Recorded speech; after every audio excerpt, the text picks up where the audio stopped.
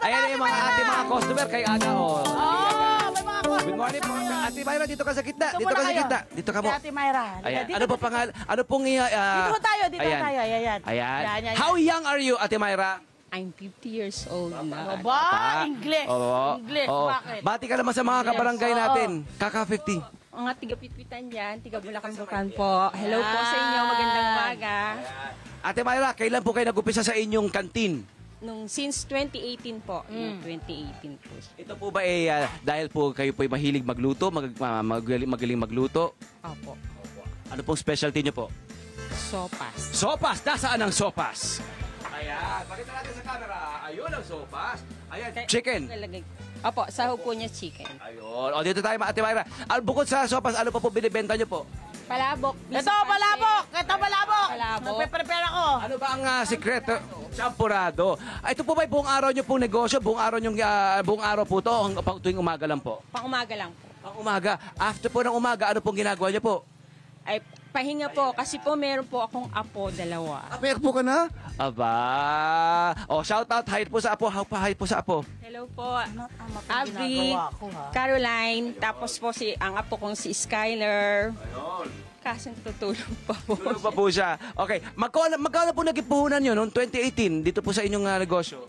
1,000 po. Pwede na po. Kasi po noon, mura lang po ang gamit. Opo. Hindi po kagayin. Tapos naipundan nyo na po, ito na po, patayo nyo na po. Saan po kayo nakatira? Dito rin sa area po? Sa mother ko po, mother and father ko po siya. Kasi po, bunso ko tutuusin po kasing kasama sa bahay. Hindi mainam, di ba? Paglabas na ng bahay, itong bahay kasi, itong bahay ni Ate Myra. Ayan ha, di ba? Tapos lalabas lang siya, negosyo na. Di ba? Pagkatapos doon, pahinga-pahinga na.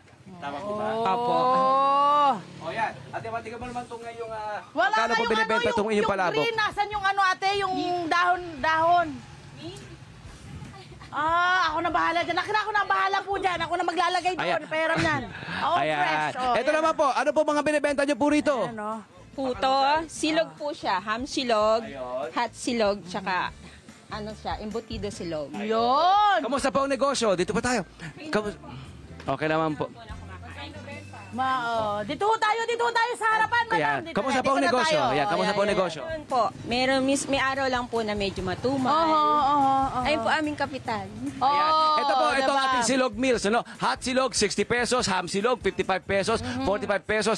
Ito po bang negosyo nyo po, sa palagay nyo po, ito masasabi nyo, ito po nakapagpataguyod sa iyong pamilya? Kahit pa, malaking tulong din naman po.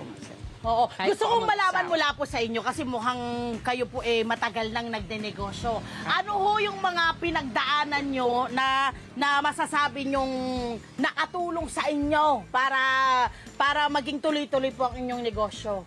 Malaking tulong po kasi to, kumbaga po kasi nag-iisa rin ako sa mga anak kong nagtataguyod. At least po yung bunso ko po na pag-aaral ko naman. Yung panganay ko po kasi ano po yung mga natutunan nyo? Habang ginagawa to nyo tong negosyo na to hanggang ngayon, ano yung mga natutunan nyo sa pag-negosyo? Kailangan pong magsikap, magtiyaga. Kasi nag-iisa lang po kang nagtatrabaho po. Ito po, di ang mga kabarangay nyo rito, lagi narito, marami po kayong customer. Marami din naman po. Tsaka po yung mga dumadaan pong bumabiyahe. Sa mga biyahero. Ano pong oras? Hanggang anong oras po itong inyong negosyo? Hanggang 12 po ng tanghali. Anong oras po kayo nagbubukas? 5 po. Alas 3 po, nandito na po ako nagluluto. Hi! Sumalabas sa profile, mga Kanet 25. This is Love Annuver po.